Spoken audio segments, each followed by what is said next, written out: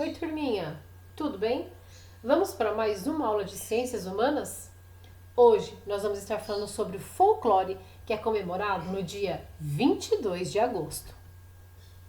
O folclore, ela é uma festa popular. A gente fala que ela faz parte da identidade social, porque são influências, são histórias que nós conhecemos e que a gente acaba colocando na nossa vida, no nosso dia a dia. Nós temos muitas tradições e nós somos fortemente influenciados pelos indígenas, pelos europeus, pelos africanos. E quando a gente fala de folclore, nós estamos envolvendo toda essa cultura desses outros lugares e vamos formar aí a nossa cultura, o nosso folclore brasileiro. Então, a gente colocou aqui algumas informações para vocês relembrarem sobre o folclore. Então, ele é parte da cultura popular, que tem como símbolos as festas, as danças, ritmos, jogos, lendas e crendices tradicionais. Elas caracterizam a identidade social de um povo. E ela pode ser manifestada de forma coletiva e individual. E esses costumes e tradições de um povo, ela acaba sendo transmitida de geração em geração. Então, todos os elementos que são parte da cultura popular e que estão enraizados na tradição desse povo são parte do folclore. As manifestações do folclore se dão por meio de mitos, de lendas, de canções, de danças, artesanatos, festas populares, brincadeiras, jogos e etc. E é considerado patrimônio cultural imaterial pela Unesco.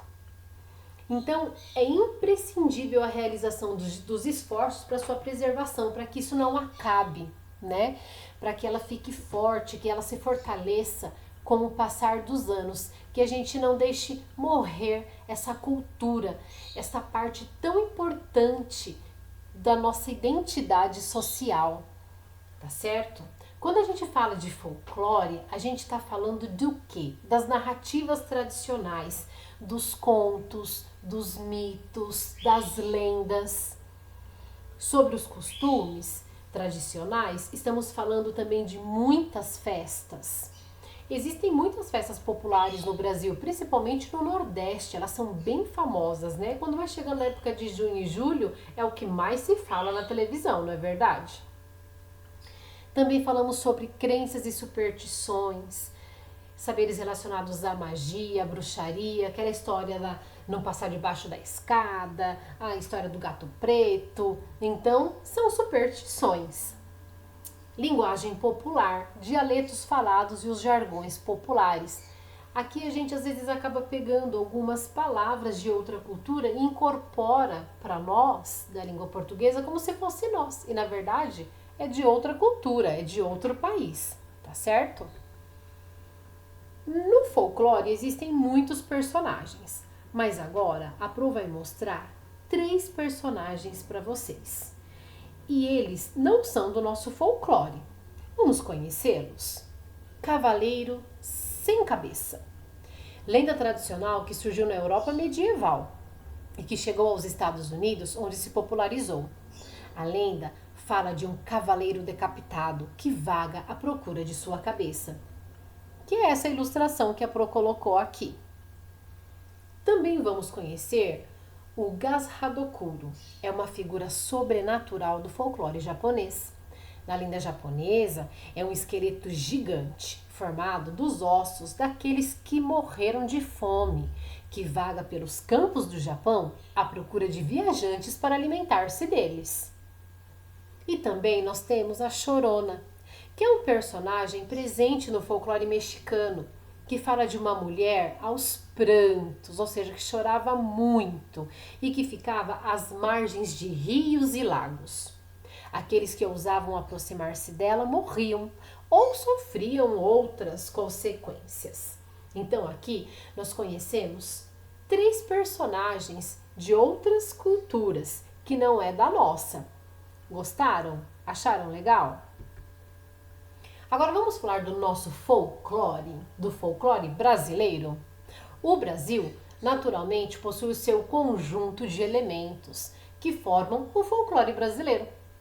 É um consenso entre os estudiosos do assunto que danças, festas, lendas, jogos e personagens que compõem o folclore do Brasil são de origem europeia, portuguesa, sobretudo, e também indígena e africana.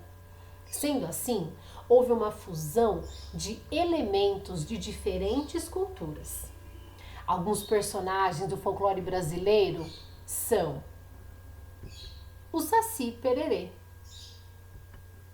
a Iara, o Boto, o Curupira, entre outros. Existem muitos outros personagens do folclore brasileiro, mas eu trouxe 4 aqui para vocês que vocês com certeza já ouviram falar. Então, o que a gente percebe? O folclore brasileiro é um folclore muito rico, porque ele recebe muitas influências. Como a Pro já disse, vai repetir, da Europa, né, portuguesa, indígena e africana. E vale a gente ressaltar que a parte indígena, esse folclore, a parte folclórica indígena é muito importante para nós. Porque quando os portugueses chegaram aqui no Brasil, quem é que já estavam aqui na nossa terra? Os índios. Então essa questão dos índios, ela é muito importante para a nossa história, para a nossa identidade, para a nossa cultura. Eu gravei um videozinho para vocês com uma historinha, a historinha do Curupira. Vamos ouvir? Olá, turminha. A leitura de hoje é sobre Curupira. Muito forte e engraçado, Curupira tem a altura de um menino de 7 anos e os cabelos bem vermelhos. Seus dentes são verdes e seus pés são virados para trás. Ele é considerado um dos maiores defensores da natureza e é muito amigo dos animais.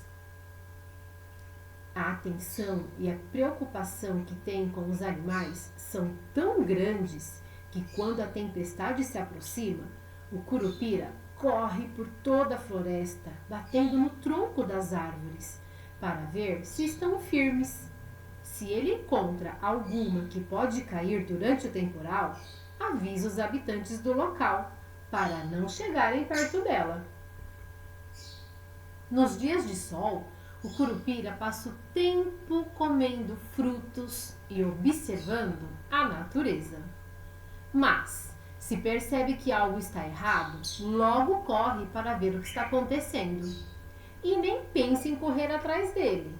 Ninguém pode alcançá-lo. Sua velocidade é tão grande que a nossa visão nem consegue acompanhá-lo.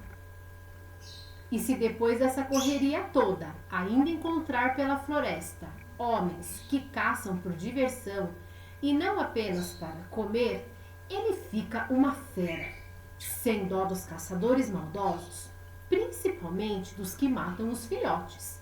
O Curupira, escondido entre as árvores, grita e assobia, até enlouquecê-los de tanto medo. Mas não foi isso que aconteceu numa certa manhã de sol, quando um homem apareceu por lá. Ele adorava caçar. Passou o dia fazendo armadilhas e já estava de tocaia esperando algum bicho. Então, o Curupira aproximou-se, furioso, e disse: "Quero uma explicação sobre as arapucas que encontrei no caminho. O que você está fazendo?" O caçador, tentando enganar o Curupira, foi logo mudando de assunto. "Olá, amigo. Eu sabia que podia te encontrar. Por isso, olha só o que eu trouxe. É fumo de corda."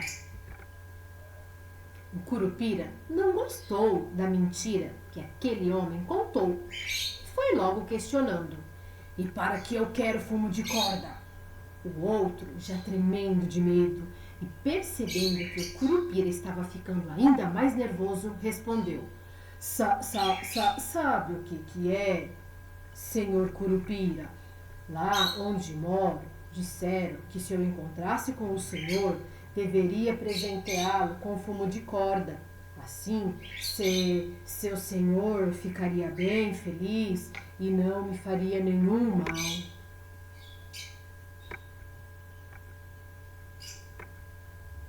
O Curupira, ainda mais brabo, continuou. Você está muito mal informado. Quem disse que eu fumo? Não sabe que fumar faz mal para a saúde? Eu gosto é de pular corda. É disso que eu gosto. Quanto a não lhe fazer mal, diga aos seus amigos que faço maldades somente com quem destrói a natureza. Era isso que deveriam ter ensinado a você. O homem estava quase morrendo de medo quando Curupira concluiu. Vou dar um último aviso. Se quiser voltar para sua casa, recolha logo todas essas tranqueiras que colocou na mata e não se atreva nunca mais a caçar. Se não fizer isso agora, ficará preso na floresta para sempre.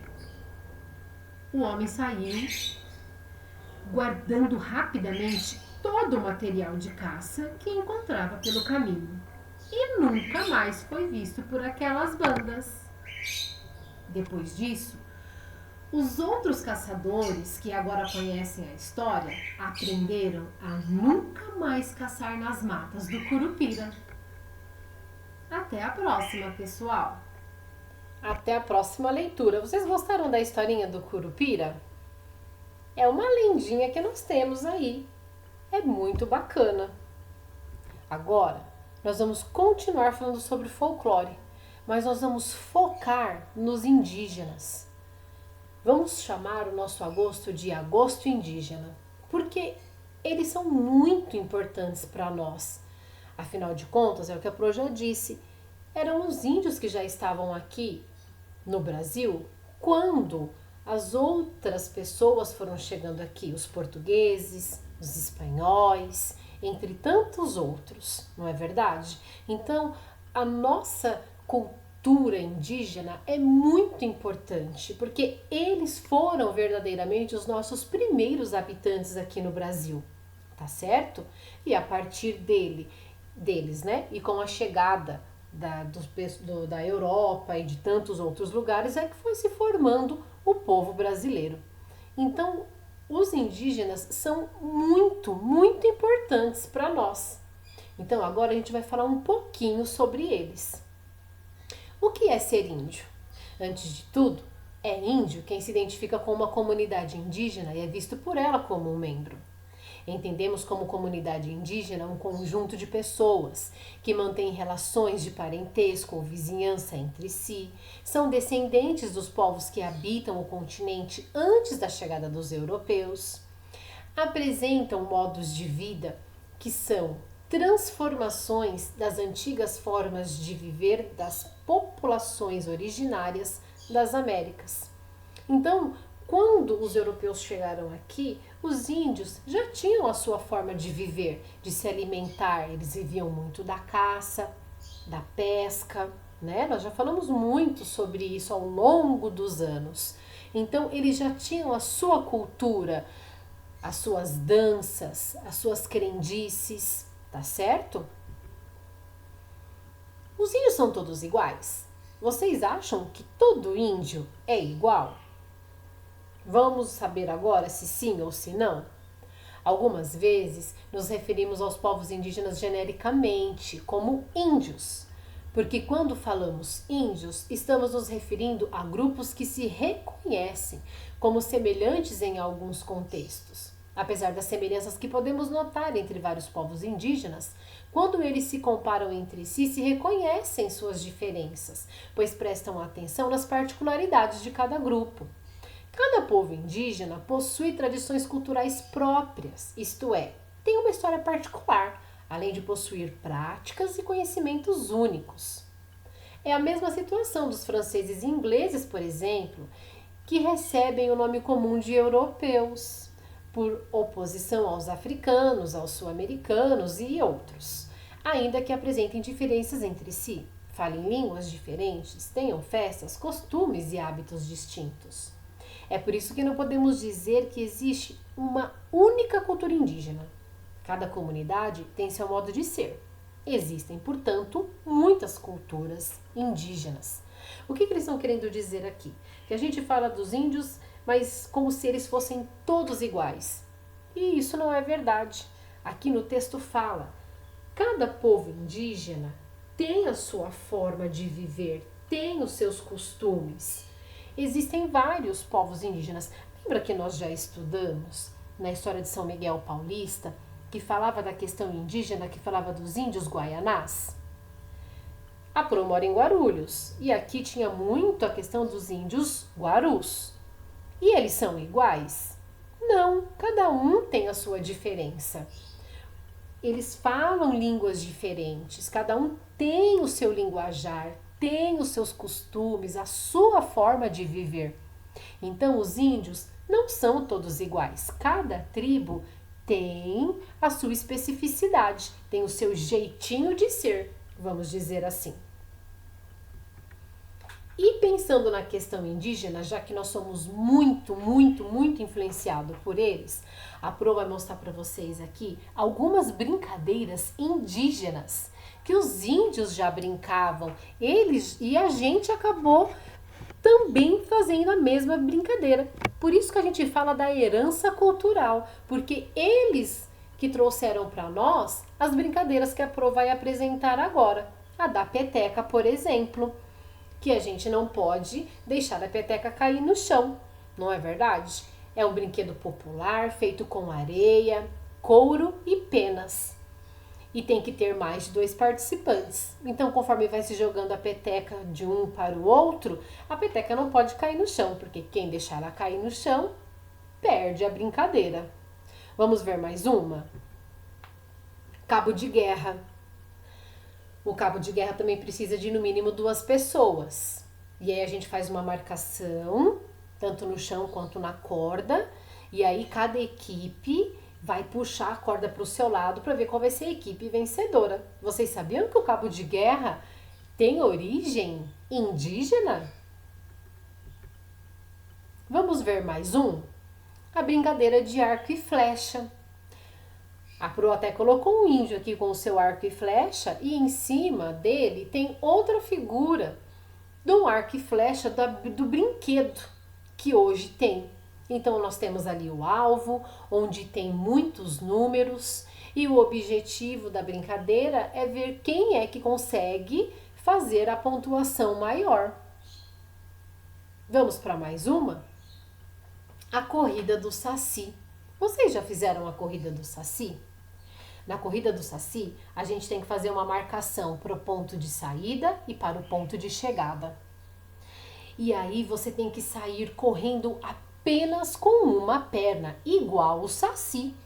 Se você colocar as 2 pernas no chão, né, os 2 pés, se você colocar os 2 pés, você vai perder a brincadeira. Então, a brincadeira é correr com uma perna só, né, com um pé só. Se colocar o outro, vai perder a brincadeira.